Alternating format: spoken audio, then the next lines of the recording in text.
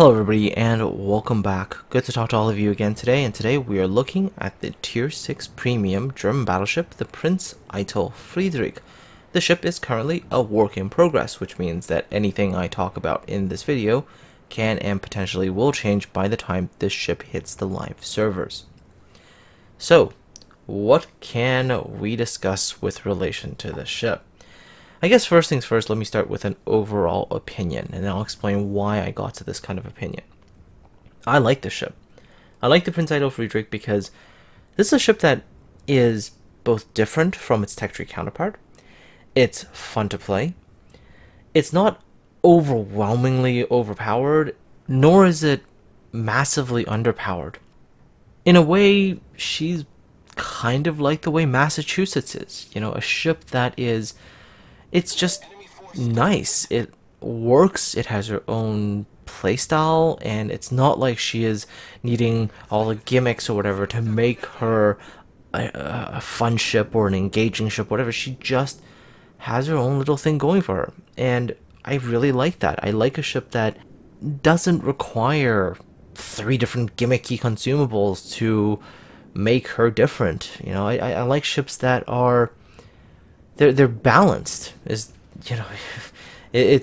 rare to hear that, but I find Prinz Eitel Friedrich to be nicely balanced. This is not a ship that will appear tier 6 and suddenly, you know, she is going to be so much overpowering the other tier 6s. She'll actually fit in quite nicely and again offer something new to the table without being the okay, this is the best tier 6 now, right? And we're not going to have a discussion about any of the other tier 6s. She works. So let's sort of take a look at her characteristics, and I'm going to use her tech tree counterpart to make a comparison, right? Even though the Bayern is much more of a full-fledged battleship, while the Prinz Eitel Friedrich is more of a battle cruiser, and hopefully by the time we get through all the comparisons, you'll have a pretty good idea how they're different. First things first, in terms of armor, the Bayern has, of course, the very famous German turtleback, allows the Bayern to get up close and personal, and, you know, even if you show a broadside, you're not going to be eating those citadel hits. Prinz Eitel Friedrich, though, yes, her citadel is underwater, but shells can still get there, and you actually can eat citadel hits from other battleships. Quite a painful thing, mind you. And especially when you're dealing with the higher tier battleships, you know, battleships at tier 8, for example, you have to be careful. Those shells definitely can get in there and can do citadel damage, and that'll hurt.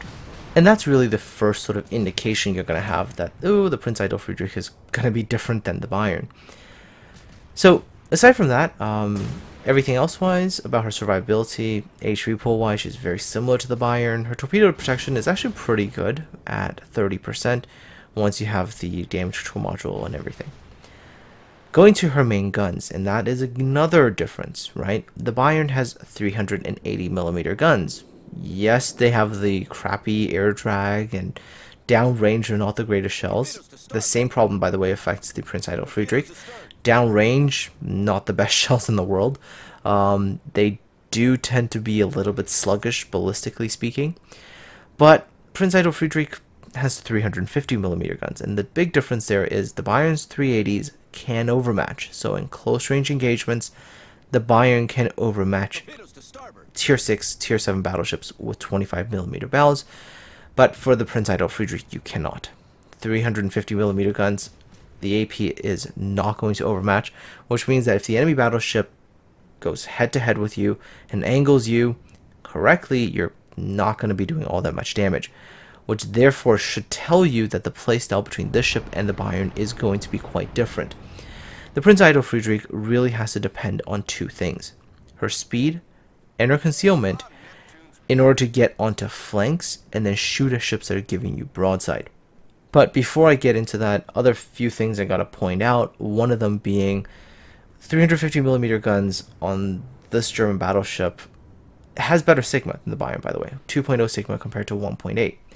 However, it is German dispersion, which means that you're still going to get kind of erratic-ish salvos, although with the Prinz Eitel Friedrich, you are likely to see more of those nicely tighter grouping salvos. And I'll sort of, I guess, make an example of a salvo that I fired later on in this battle, and I'll tell you when to look for it. One other thing about the Prinz Eitel Friedrich, the guns reload nice and quick actually. Your reload's actually quite good, especially if once you've been chunked a little bit of your HP and you've got your adrenaline rush going, the guns are actually quite fast in the reload, and you're able to pop off maybe like 2 salvos before you gotta turn around and scoot away. She depends a lot on getting onto flanks. At this kind of range against angled targets, unless you're hitting superstructure, otherwise you're not really doing all that great for damage. This is, of course, like I said, a big difference in the way the Bayern plays. Bayern, if you want to go head-to-head with a battleship, it's definitely something that the Bayern can do. Obviously, not dealing with the super high-tier battleships at like tier 8, you know, if you happen to be bottom tier. But if you're dealing with other tier 6, tier 7 battleships, Bayern very, very capable in those engagements. With Prinz Eitel Friedrich, it's going to require a little bit of a different kind of play. Right? You're going to need to use those other characteristics to get into better positions. And she is capable of doing that. The Prinz Eitel Friedrich is a speedy ship at tier 6. She goes 28 knots base. Throw on a flag and you're approaching 30 knots. By the way, speaking of dispersion, take a look at that salvo. On the Queen Elizabeth, that salvo, not a pretty one at all, right? You see that kind of German dispersion and the shells are kind of spread out. But the next salvo is going to look better. So take a look at the salvo on the Scharnhorst here. I'm gonna get ready here and bang. And you see those shells just right out of the barrel. They're nice and tight together. Very good dispersion. And I'm gonna get myself a nice 10k salvo there on that Scharnhorst. Now the Prinz Eitel Friedrich has 2 major strengths, and I sort of mentioned them earlier. Speed, she's fast. She's also really good in terms of concealment. If you get concealment expert, Prinz Eitel Friedrich 10.7 surface detectability. With that kind of detectability, you can even scare some cruisers. You're going to be stealthier than they are, which means that you're going to get the drop on them, which means you get to pick the engagement. And Prinz Eitel Friedrich versus cruisers, that's not a fair fight. That is not a fair fight at all. So, one of those kind of ships that requires you to use these strengths, get into proper positions, and then engage. So, in a way, you do have to play that cruiser role, right? Going to flanks, lending that supporting fire, but you're also a battle cruiser. You do have much improved armor. So if necessary, you can engage other battleships, although not the ideal thing to do, but it is possible if you angle correctly and they screw up on their angling, you can do good damage to them. But another one of those things is that you're a very, very annoying target, shall we say. Right, because you have that speed to get into those positions that apply that pressure. You have guns that actually can hurt if anybody gives you a broadside.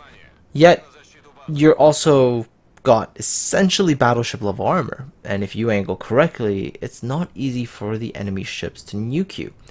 Something that for tier 6 cruisers, that's something that definitely happens. But when you're in something like this, you have the ability to really stay in that really annoying position. And you can make life kind of annoying for those enemy ships, right? But again, correct use of your speed, your concealment to get into those good, advantageous positions, very, very important. Still, one thing you probably shouldn't do is engage an enemy battleship in a one-on-one, head-to-head kind of thing. It's not really such an easy fight for this particular ship. Especially when, if you're looking at a ship like the Queen Elizabeth or the Bayern, or if you're dealing with like tier 8 battleships with the 380mm plus guns, you can be overmatched by them and they can hurt you. But like I said, your 350 guns cannot overmatch their armor, and they can essentially just put their bows towards you and there's very little you can do. It really requires that maneuver into proper flanks. But still, if in certain conditions where you have to fight the enemy battleships head on, if you angle correctly, you're going to be able to mitigate the shells that they're firing at you as well. Mistakes, of course, will be punished quite harshly. And you'll see that this engagement against this Queen Elizabeth not really doing a very good job angling, just giving me too much broadside. So I'm able to exchange HP quite advantageously. Queen Elizabeth's going to fire salvo. In this particular one, I think it's going to get like 4,000 damage, well, I'm going to be able to get a return salvo there for like 8,000. So I'm having those good trades with that Queen Elizabeth. However, had the Queen Elizabeth utilized the armor advantage and the overmatch advantage that is present on that particular ship, I would have had to come up with a rather more interesting solution.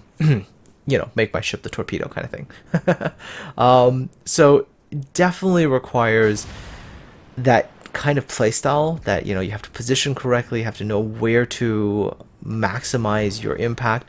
And it is just a ship that has certain challenges to play, but it is rewarding to be able to play correctly. If you get onto the flank, pressure correctly, really hammer at some of the cruisers, you know, make their lives difficult, get those nice broadside shots, you know, you're going to do quite well in a ship like this, right? If necessary, and I've had games, I think I had one tier 6 game yesterday where I ended up having to sink 6 enemy ships and really carry a game, and you know, the ship is capable of doing that. Her fast firing guns, good speed, allows you to relocate in the event your team needs you in a new place. Her guns, because of the faster firing rate, allows you to effectively deal with cruisers, and that phenomenal concealment, which is better than even some of the cruisers that you're going to have in the tiers that you're going to face, allows you to pick your engagements. Also, of course, if you're dealing with tier 5 battleships, your guns are capable of overmatching their bow and, you know, whatever 19mm plating they've got. All in all, in terms of sort of that firepower, stealth, speed combination, with, again, she is a German battle cruiser, which historically even their battle cruisers had decent armor. The armor is going to work, right? And if you angle correctly, you're still going to be reasonably well protected. Interestingly enough, the Prinz Eitel Friedrich's big strength, which is something that she shares with the Bayern and the Gneisenau, is that her long-range DPS on her AA is incredibly strong. In fact, her long-range DPS is even stronger than the Bayern, and that is something else. Bayern is renowned at tier 6 for having very, very strong long-range AA. So with the Prinz Eitel Friedrich, if you actually decide to build for full long-range AA, that means AFT, BFT, manual AA, you're going to be able to shred some planes. So if you're somebody who really wants AA on a battleship at tier 6, this could be something that you could really, really like. Still, I mean, tier 6, tier 7, tier 8, sometimes you don't see games with AA, and of course if you commit a lot of points into that AA build, and you have games where you don't have CVs, then that, you know, is a bunch of points that isn't really all that useful, as you could have used them on other more effective skills, right? As against this Bretang, by the way, my 350mm gun's perfectly capable of overmatching the armor, so I'm just kind of beating up this Bretang without really having to worry about anything else. However, if you're in tier 7 or 8, your playstyle is going to have to change a little bit. You're going to be a lot more supporting. You're going to have to be a lot more cautious dealing with enemy ships, because they're going to have the ability to hurt you quite badly. Take this engagement that I'm going to have with the Colorado as sort of an example of what happens when Prinz Eitel Friedrich runs up against 406mm armed battleships. Let me spoil it for you. They're going to hurt you. So you really, really have to be very keenly aware of your positioning with this particular battlecruiser. But all in all, like I said, you know, this is a ship that I really like. She is different than the Bayern, her tech tree counterpart at the tier on the German battleship line. She has her own playstyle. She has her own sort of strengths, weaknesses, but she's not overwhelming. This is not a battleship that comes out and all of a sudden this is the strongest thing at the tier. It merely adds a new ship, something different, something that has its own style, shall we say. And people who can master that style of play are really, really going to enjoy this ship. And I really do hope, and this is something that's just about the bigger state of World of Warships as a whole, I really do wish that more ships ended up like this. You know, a ship that is unique, that is different than the other available ships, and has its own thing, you know, but it just fits into that game without feeling like, oh, well, this is now the new meta ship, and now everything else in the future has to be compared to this particular ship. Still, I mean, the issue for wargaming is always going to be, you know, if they release ships that are like this, you know, what are their sales numbers going to look like? And yeah, I mean, people want their overpowered toys, I guess, and you know, and that's what sells. So it's always going to be a question of, I guess, economics. It's going to be a question about, you know, what sells. And I think I remember hearing this one time from somebody that they said that, you know, it's like people want ships to have their gimmicks, you know, they want their great gimmicky ships with the powers, and if it doesn't have that, it's considered boring and nobody wants it, kind of thing, you know. But you know, for me personally, I really do just I want more ships like this. I want ships that they fit into the game nicely, they add something new, but they're not just ridiculous, right? In a way, you can almost say that the latter versions, like the current versions of what the Hipper and Eugen are, is a good sort of thing as well. You know, with the Hipper having the faster rate of fire, the Eugen having the heal. I think that makes for an interesting kind of gameplay choice. Very similar in a lot of ways, but very different gameplay styles as well, right? Because of that. Eugen allowing you to maybe be a little bit more aggressive, be a little more tanky. Well, with the Hipper, you want to spam out as many shells as you can, right? The more shells you spam, the better you're going to be able to get damage, and the rate of fire there helps. And it's kind of like this kind of stuff that I want more of, you know, just allowing you to have different styles, but doesn't require like 3 different consumables to make that, you know, style work. It's just one of those things that hopefully we see more of in the future, but yeah, we don't know. It's one of those things that we're never really sure about. Anyways, like I said earlier, pay attention to this engagement against the Colorado, 406mm guns on the Colorado, and I'm the frontline battleship fighting here, and ouch, right? Don't angle correctly, and that ship is going to hurt you. And well, I mean, with Colorado, it's going to be hard, right? Because I don't want him to hit my bows. I'm really trying to get him to shoot at my sides a little bit, really try to get him to shoot at my belt armor, just try to bait out what I can. You also have to be very aware when you're playing the Prinz Eitel Friedrich about what kind of islands are available, where can you break line of sight, where can you get that cover.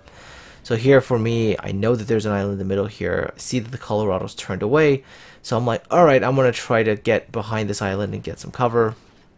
Colorado does manage to turn that ship, right? Does have a very good turning circle radius, able to get his ship turned around, and ouch, able to land a nice damaging salvo on me. I'm able to reply and get sort of an even exchange there, but now I'm behind the island, and that's going to allow me to break line of sight momentarily. Colorado's going to lose sight of me, so Colorado being shot at by other ships is going to turn attention somewhere else, and then I'm going to reappear and get another salvo off.